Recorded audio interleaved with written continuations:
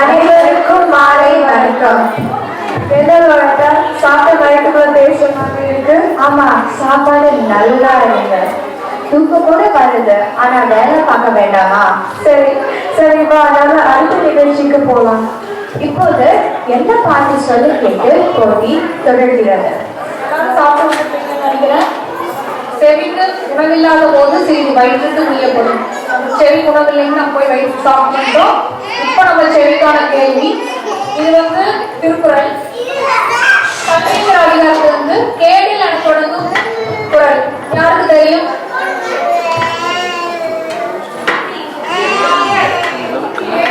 கண்ணு தெரியவே இல்லைங்க.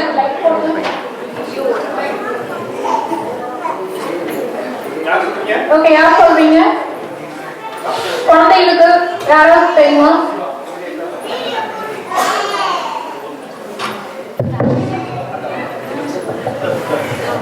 கேடில் விளைச்செல்வம் கல்வி ஒருவருக்கு மாடல்ல மற்றவர். ஓகே, அது போல தெரியுங்களா?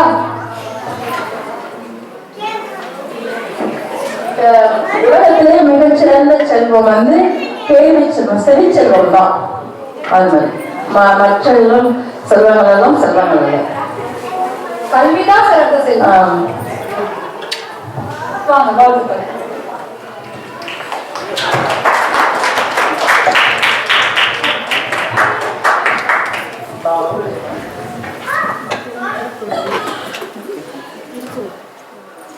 அடுத்த கேள்வி.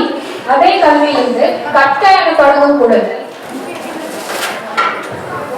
சின்ன பிள்ளைங்களுக்கு யாராவது தெரியுமா?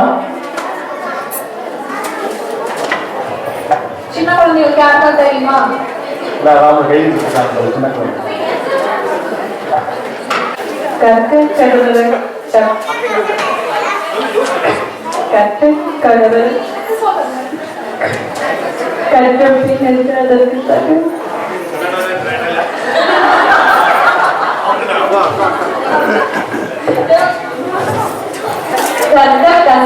கற்பவை கற்ற பின் நிற்க அதற்கு தக.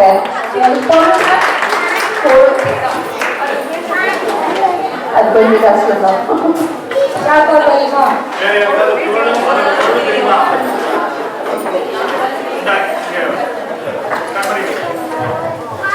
நம்ம கத்துக்கிற விஷயத்த ரொம்ப தெளிவா கத்துக்கணும்.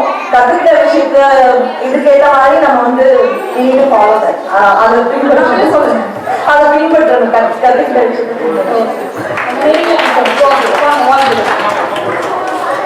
எல்லா பரிசு அள்ளிக்கிட்டு இருக்காங்க. இன்னும் எவ்வளவு பரிசு இருக்கு? அதனால நீங்க கேட்கிற கேள்விக்கு கவனமா பதில் சொன்னீங்கன்னா இதெல்லாம் உங்களுக்கு வரும்.